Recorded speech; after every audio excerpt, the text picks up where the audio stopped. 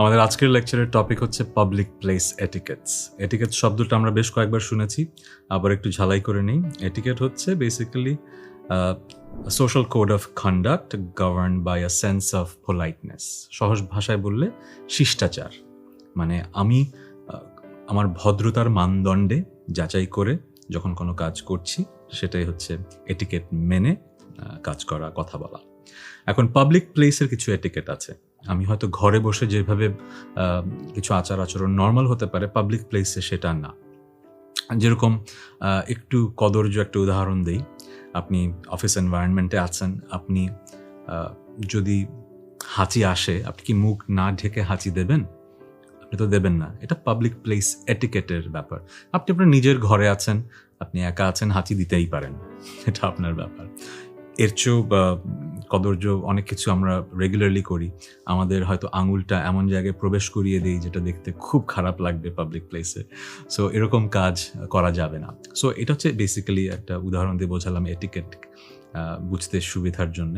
কিন্তু আসলে এটিকেট অনেক বড় একটা টপিক। আমাদের আজকের লেকচারে আমি যতটুকু পারি একটা এক্সস্টিভ লিস্ট তৈরি করার চেষ্টা করব, যেখানে সব কিছুই থাকবে, যে পাবলিক প্লেসে কি কি করা যাবে এবং কি কি করা যাবে না।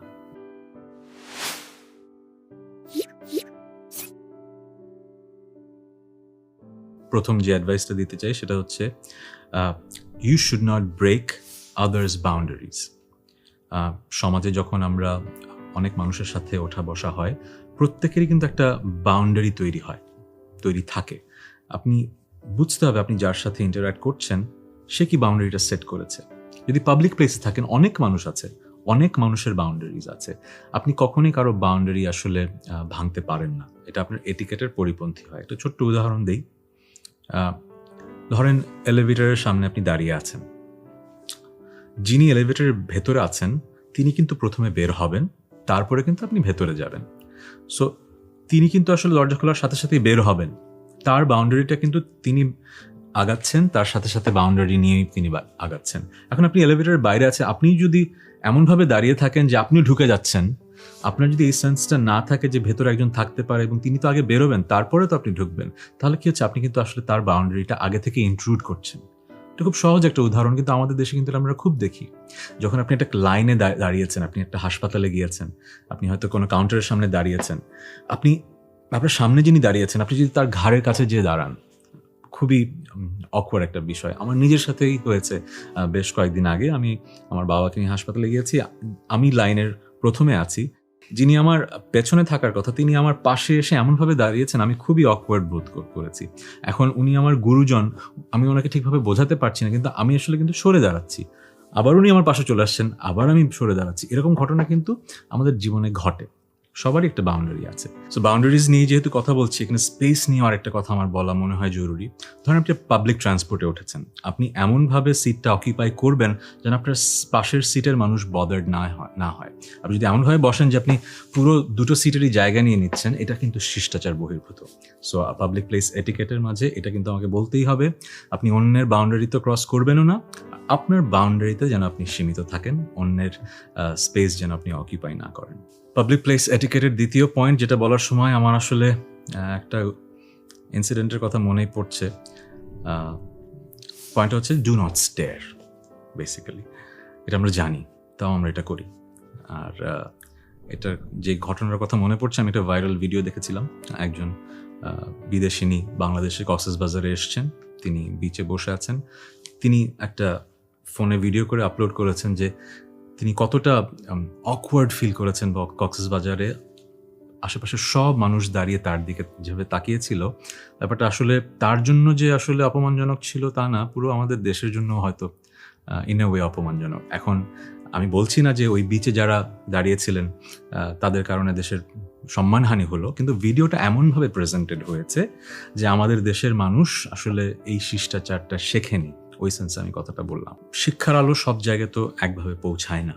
সো আমরা তো সবার কাছে একই রকমের ব্যবহার এক্সপেক্ট করতে পারি না, কিন্তু অ্যাট দ্য সেম টাইম আমাদের তো চেষ্টা চালাতে হবে সবার কাছে এই মেসেজটা পৌঁছে দেয়া। বিদেশিনী হোক অথবা আমাদের দেশের কেউ হোক, কারো দিকে এভাবে তাকিয়ে থাকা যায় না। আমার কারোর সাথে চোখাচোখি হয়ে গেলে আমি হয়তো একটু সম্মানের সাথে হাসি দিয়ে চোখটা সরিয়ে নিতে পারি, যেটা খুব নর্মাল একটা ব্যাপার বিভিন্ন দেশে। আমাদের দেশে হয়তো কম হয়, আমরা চোখাচোখি হলেই সাথে সাথে সরিয়ে ফেলি, কেমনভাবে একটা অকওয়ার্ড সিচুয়েশন তৈরি হয়। কিন্তু কতক্ষণ তাকিয়ে থাকবো একজন অনাকাঙ্ক্ষিত মানুষ হিসেবে একজন অপরিচিত মানুষের দিকে, এই ব্যাপারটা কিন্তু আমাদের আসলে শেখা হয়নি আমার কেন যেন মনে হয়। স্পেশালি আমাদের দেশে মেয়েরা কিন্তু খুব স্বাচ্ছন্দ্যে চলাফেরা করতে পারে না, বিকজ ছেলেরা এমনভাবে তাকিয়ে থাকে যেটা আসলে খুবই কদর্য। এখন আমি কি জেনারেলাইজ করছি কিনা এটা আমি নিজেকেই জিজ্ঞেস করছি। যখন হয় কি, সংখ্যাগরিষ্ঠ মানুষ যেই কাজটা করে সেটা কিন্তু is a matter of concern. আমাদের দেশে সংখ্যাগরিষ্ঠ মানুষ যেহেতু এটা করছে, এই কারণে আমি এইভাবে কথাটা বলছি, যেটা শুনতে আমারই খারাপ লাগছে। সো আমাদের আপনার কাছে অনুরোধ, please do not stair and make people uncomfortable. কাউকে আনকমফোর্টেবল করবেন না। Respect everyone, respect every individual. Okay, the next point is being noise sensitive based on the environment. আপনি যে এনভায়রনমেন্টে আছেন সেই এনভায়রনমেন্টে কতটুকু ভলিউমে কথা বলা যায়, কতটুকু নয়েজ করা যায়। ধরেন আপনি একটা পাবলিক স্পেসে আছেন এবং আপনি হেডফোনে গান না শুনে জোরে জোরে গান শুনছেন। আপনার হয়তো ভালো লাগছে, কিন্তু আশেপাশে যারা আছে তাদের হয়তো ভালো লাগছে না। অনেকে হয়তো কিছুটা বলে ফেলবে, আপনি হয়তো তখন একটা কনফ্রন্টেশনে চলে যাবেন। আপনার নিজেরই বোঝা উচিত এটা আসলে তো আপনার প্রাইভেট স্পেস না, এটা একটা পাবলিক স্পেস।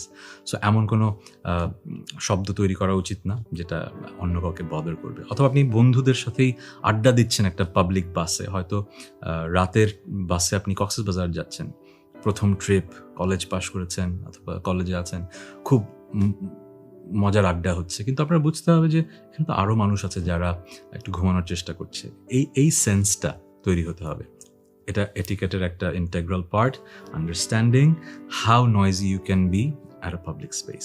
আবার কিছু কিছু জায়গা আছে যেখানে কিন্তু এই বিষয়ে এক্সট্রা সেন্সিটিভ হতে হবে আপনাকে। ধরেন মসজিদ, লাইব্রেরি বা হসপিটাল, এখানে কিন্তু মানে যতটুকু দরকার তার চেয়েও বেশি আপনাকে কম কথা বলতে হবে, আপনার ফোনটা সাইলেন্ট রাখতে হবে। সো সব জায়গায় আপনি কীরকম আওয়াজ করছেন সেটা তো কিন্তু ভাববেনই, এরকম সেন্সিটিভ জায়গায় আরও বেশি ভাববেন। এরপরের পয়েন্টটা আমাদের জন্য খুবই রেলেভেন্ট, খুবই প্রাসঙ্গিক। সোশ্যাল ডিসেন্সি মেনটেন করা। সোশ্যাল ডিসেন্সি মানে হচ্ছে অনেক কিছু আছে যেটা নন ভার্বাল কিউ হিসেবে কাজ হয়, এগুলো আপনি করছেন হয়তো অজান্তে, কিন্তু মানুষ আপনাকে জাজ করছে, এমন একটা নেগেটিভ ব্যাপার কমিউনিকেটেড হয়ে যাচ্ছে এটা আপনি বুঝতেও পারছেন না। আমি একটা এক্সাম্পল দিই। কানাডার একটা অঙ্গরাজ্যের সরকার দেখছিল বিভিন্ন জায়গায় লাল রঙের ব্লাডের মতো কিছু পড়ে আছে, ওরা স্যাম্পল করে পরে জানতে পারে যেটা পানের পিক। সো উপমহাদেশের আমরা যারা আছি, যেসব জায়গায় থাকি, তারা নাকি ওইসব জায়গায় পানের পিক ফেলি, এবং এই কারণে ওই অঙ্গরাজ্যের পান খাওয়াটা ব্যান করে দেওয়া হয়। সো আমি যেটা বোঝাতে চাচ্ছি, এই যে পান খেয়ে পানের পিকটা ফেলা অথবা থুতু ফেলা, এই যে ব্যাপারগুলো, এগুলো সোশ্যাল ডিসেন্সির মাঝে পড়ে না। এটা আসলে আমাদের নিজেদেরকেও ছোট করে, আমাদের জাতিগত সত্তাকেও কিন্তু ছোট করে।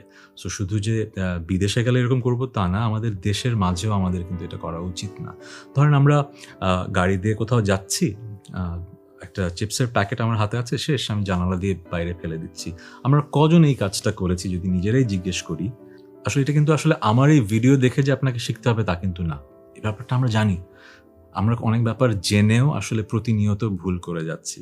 সো আমার আপনাদের প্রতি অনুরোধ, এই ভিডিওটা যারা দেখছেন, শুধু আপনারা নিজেরা যে বদলাবেন তা না, আমি আশা করি আপনারা এরকম কাজ করেন না, কিন্তু যদি করেও থাকেন এরকম কিছু, ফিউচার আর করবেন না, এবং আশেপাশের মানুষকে একটু বোঝাবেন এটা আসলে আমাদেরই দেশ, আমাদেরই আসলে টেক কেয়ার করতে হবে। আর এই কথা বলতে বলতে একটা উদাহরণ মনে আসলোই, আতারি মায়ে একটা শব্দ আছে জাপানিজ। আমরা এবার 2022 সালের ওয়ার্ল্ড কাপে দেখেছি জাপানিজ ফ্যানরা কীভাবে খেলার পরে নিজেদের ট্র্যাশ তো ক্লিনও করে, অন্যদের ট্র্যাশও ক্লিন করে।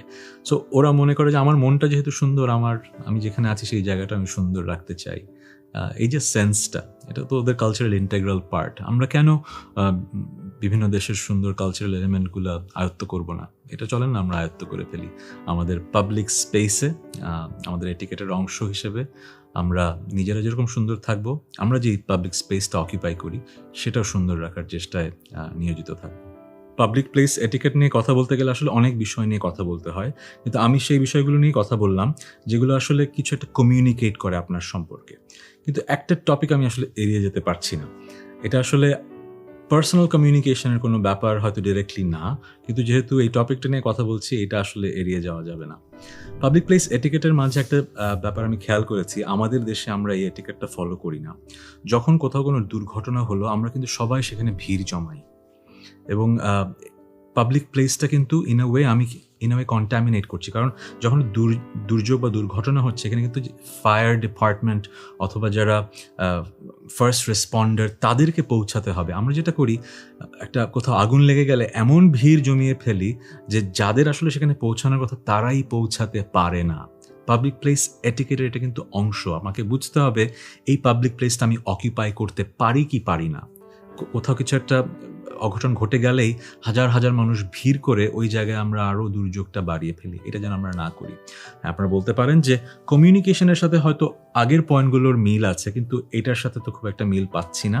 আমি এই জন্যই বলে নিলাম যে কমিউনিকেশনের সাথে হয়তো এই এটিকেটটার ডিরেক্ট কোনো রিলেশনশিপ আপনি পাচ্ছেন না, কিন্তু এই জিনিসটা কিন্তু জাতিগতভাবে একটা জিনিস ব্যাপার কমিউনিকেট করে। যখন আমরা প্রতিনিয়ত টিভিতে দেখছি যে কোথাও কোনো দুর্যোগ হলে আমরা ভিড় জমিয়ে ফেলছি, তাহলে আমাদের জাতিসত্তা হিসেবে আমরা কমিউনিকেট করছি একে অপরের কাছে যে আমাদের কমন সেন্সটা একটু কম। সো আমাদের নিজেদেরই বুঝতে হবে যে কোথাও কোনো দুর্ঘটনা হলে যারা ফার্স্ট রেসপন্ডার, দুর্যোগ মোকাবেলার কাজ করেন, তাদের যাতায়াতে যেন আমরা কোনো রকমের ব্যাঘাত না ঘটাই। এটা আমাদের জাতিগত সত্তার উন্নয়নের জন্যই আসলে এই কথাটা আমার বলার দরকার ছিল।